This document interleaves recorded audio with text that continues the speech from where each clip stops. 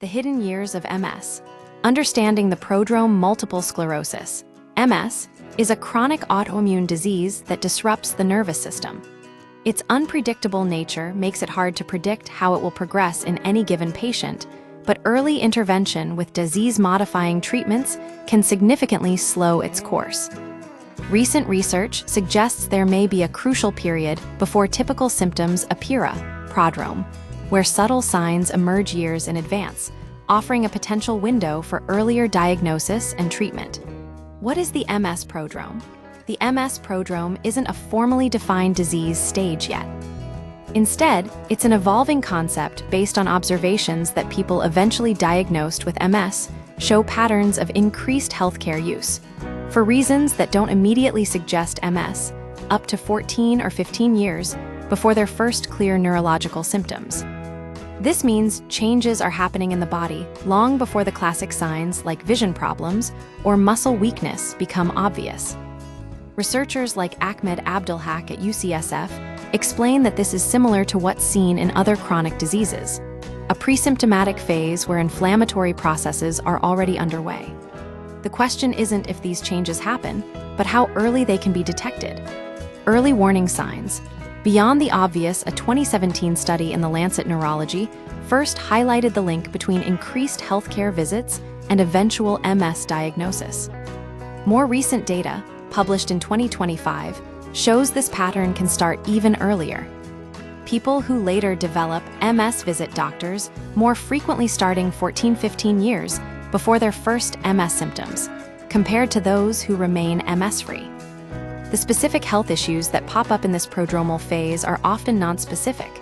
Mental health, anxiety, depression, neurological, migraines, dizziness, vertigo, insomnia, visual disturbances, musculoskeletal, osteoarthritis, knee joint disorders, systemic, fatigue, anemia, bowel bladder problems, fibromyalgia, unexplained pain. These symptoms are common across many conditions, which is why they don't automatically point to MS.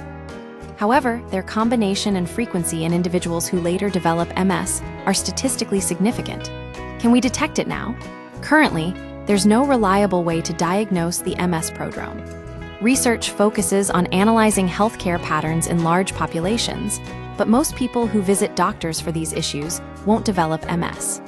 The goal isn't to create a panic-inducing test, but to identify biomarkers and patterns that could eventually predict risk.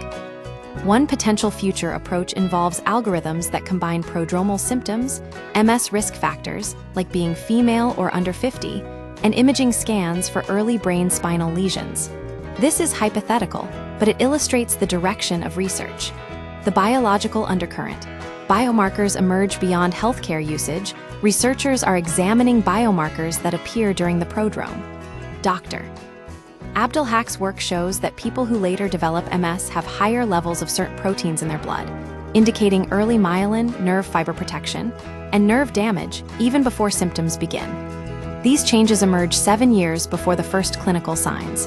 The sequence is clear: myelin injury first, then nerve damage, followed by broader immune system changes. This suggests that intervening at this stage could potentially prevent or delay the full development of MS. What's next? The MS prodrome is still an early area of study.